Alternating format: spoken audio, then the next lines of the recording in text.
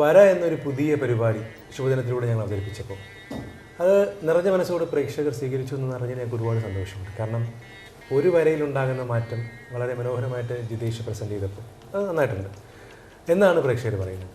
മൻമോഹൻ സിംഗിൻ്റെ കുറച്ച് ഭാവങ്ങൾ അല്ലെങ്കിൽ ഒരു വര മൻമോഹൻ സിംഗ് അങ്ങോട്ട് മാറുന്നു അല്ലെങ്കിൽ ഒരു ചെറിയ വര കൊണ്ട് ആൾ മാറുമ്പോൾ അതൊരു ശരിക്കും പ്രേക്ഷകർക്കൊരു പുതുമയുള്ള അനുഭവമാണ്. കാര്യം കാരിക്കേച്ചറിനെ കുറിച്ചും അല്ലെങ്കിൽ കാർട്ടൂണും ഒക്കെ നമ്മൾ പത്രത്തിൽ കണ്ടിട്ടുണ്ടാവും. പക്ഷേ അത് വരയ്ക്കുന്ന ഒരാൾ നമുക്ക് വേണ്ടി സംസാരിക്കുമ്പോൾ അയാളുടെ രീതിയിൽ അത് അവതരിപ്പിക്കുമ്പോൾ കുറച്ചുകൂടി ഭംഗിയുണ്ട് കാണാൻ.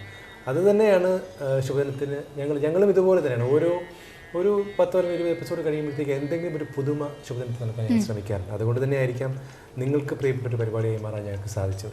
ശരിക്കും എനിക്ക് തോന്നുന്നു ഈ ദൂരയാത്രകളിലൊക്കെ പോകുമ്പോൾ, പ്രത്യേകിച്ച് ട്രെയിനിലൊക്കെ പോകുമ്പോൾ നമുക്കിത് കാണാൻ സാധിക്കും അല്ലേ? ഇങ്ങനെ അതായത് വന്ന് നിങ്ങളുടെ ചിത്രം ഞങ്ങൾ വളരെ ഭംഗിയായിട്ട് വരച്ചു തരാമെന്ന് പറഞ്ഞുകൊണ്ട് വളരെ വേഗത്തിൽ തന്നെ, അതായത് വളരെ സെക്കൻഡുകളിൽ തന്നെ അവർ നല്ല രീതിയിൽ വരച്ച് നമുക്ക് അറിയാത്തൊരു സംശയം തോന്നിപ്പോകും. കാരണം നമുക്ക് ജീവൻ വെച്ചതുപോലെ ഇരിക്കുന്ന ആ ചിത്രങ്ങൾ കണ്ടാലും. അപ്പോൾ ഇത് ഇങ്ങനെയുള്ള യാത്രകളൊക്കെ പോകുമ്പോൾ നമുക്ക് ശരിക്കും മനസ്സിലാക്കാൻ സാധിക്കും. കാരണം ഇങ്ങനെയുള്ള പ്രത്യേകിച്ച് ആ ഒരു കലാകാരൻ്റെ ഒരു കഴിവ് തന്നെയാണ് നമുക്ക് പറയാൻ സാധിക്കും. കാരണം ആ വരച്ച ചിത്രത്തിന് ജീവൻ നൽകിയതുപോലെ തോന്നും. കാരണം നമ്മുടെ ആ ഒറിജിനൽ പിക്ചറാണെന്ന് നമുക്ക് അതിശയത്തോടെ തോന്നിപ്പോകും. അതായത് എല്ലാം ഒരു കലാകാരൻ്റെ കഴിവാണ്. കഴിവുണ്ടെങ്കിൽ മാത്രമേ അയാൾക്ക് മുന്നേറാൻ സാധിക്കുകയുള്ളൂ. അപ്പോൾ എന്തായാലും നമുക്ക് ശുഭദിനത്തിലെ അടുത്ത സെഗ്മെൻറ്റിലേക്ക് കടക്കാം. വരാം.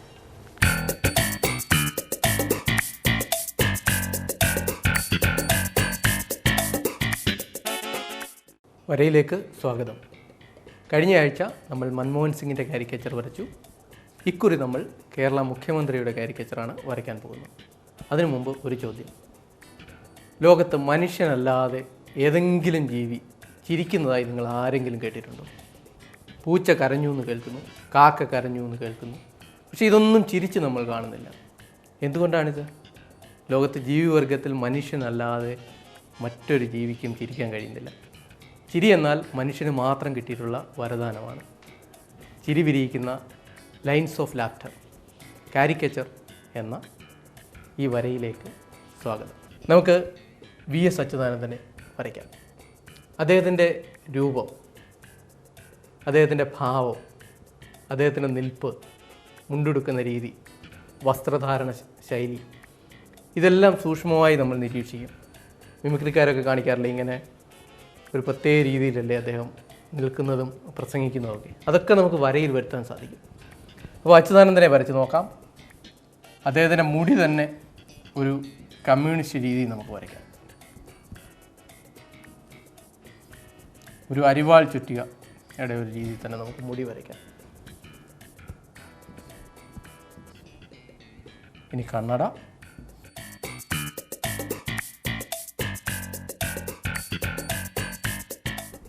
മൂക്ക്, വലിയ വായ,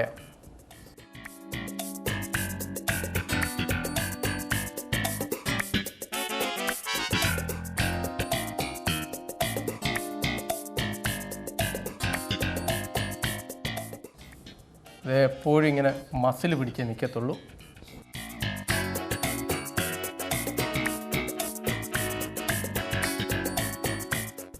ഇതാ അച്യുതാനന്ദൻ്റെ കാരിക്കേച്ചർ തയ്യാർ.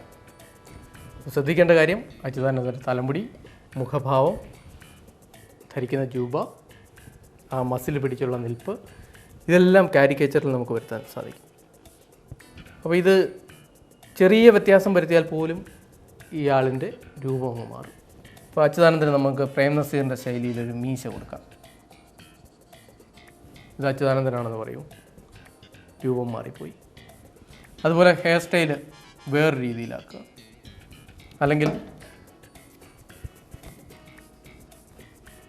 ചെറിയൊരു വ്യത്യാസം, ഇത് അച്യുതാനന്ദൻ സഖാവ് എന്ന് പറയും. ചെറിയ വ്യത്യാസമേ നമ്മൾ വരുത്തിയിട്ടുള്ളൂ, പക്ഷേ ആളിൻ്റെ രൂപമേ മാറിപ്പോയി. അപ്പോൾ ഇതിലെ ഓരോ വരയും അത്രയ്ക്ക് സൂക്ഷ്മമായി, അത്ര അത്യാവശ്യമുള്ള വരകൾ മാത്രം ഉപയോഗിച്ചാണ് ഈ ചിത്രം വരച്ചിരിക്കുന്നത്. ചെറിയ വ്യത്യാസം ഇതിൽ വരുത്തിയാൽ പോലും ആളിൻ്റെ രൂപം മാറിപ്പോകും. നമുക്കിത് ഒന്നുകൂടെ വരച്ച് നോക്കാം. ഇത് എളുപ്പത്തിൽ വരയ്ക്കുന്ന വിദ്യ പഠിക്കുകയും ചെയ്യാം.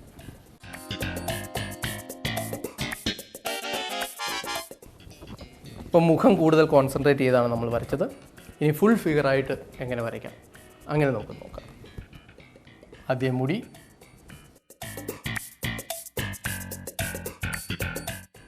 ഇവിടെ ഇങ്ങനെ വരാം. ഇങ്ങനെ വരാം. ഇനി കണ്ണട, കണ്ണുകൾ. കാർട്ടൂണിൽ കണ്ണുകളൊക്കെ വരയ്ക്കുമ്പം ഏറ്റവും സിമ്പിളായി ഒരു വര, ഒരു കുത്തിട്ട് കഴിഞ്ഞാൽ കണ്ണായി. മൂക്കൊക്കെ വരയ്ക്കുമ്പോൾ വളരെ സിമ്പിളായിട്ടുള്ള ലൈൻസ് ഉപയോഗിക്കാൻ ശ്രദ്ധിക്കണം. നീണ്ട പായ,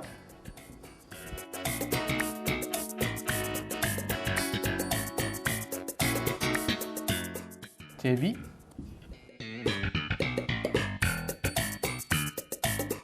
ആ മസിൽ പിടിച്ചുള്ള നിൽപ്പ്,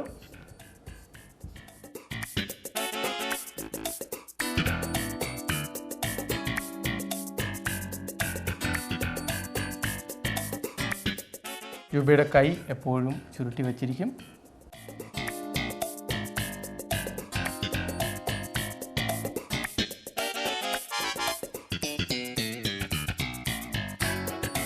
ഷൂസാണ് ധരിക്കുന്നത്.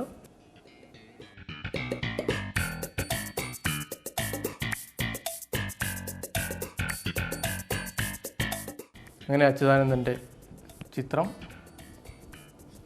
പൂർത്തിയാകുന്നു. ആ വസ്ത്രം പോലും വളരെ സൂക്ഷ്മമായി നമ്മൾ നിരീക്ഷിക്കണം. ഒരാൾ ധരിക്കുന്ന ചെരുപ്പ് അല്ലെങ്കിൽ ഷൂസ്.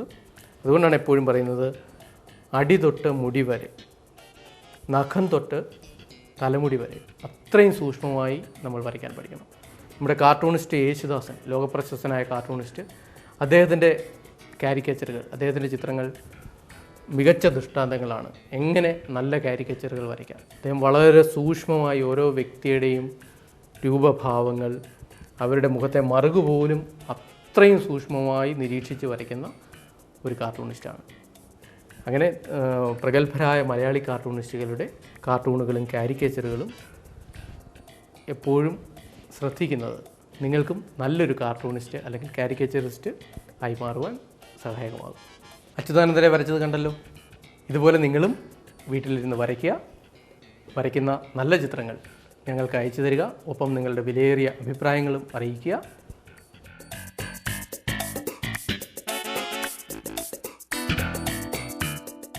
അടുത്ത ചൊവ്വാഴ്ച ഇതേ സമയം നമുക്ക് വീണ്ടും കാണാം. നമസ്കാരം. ശുഭദിനം.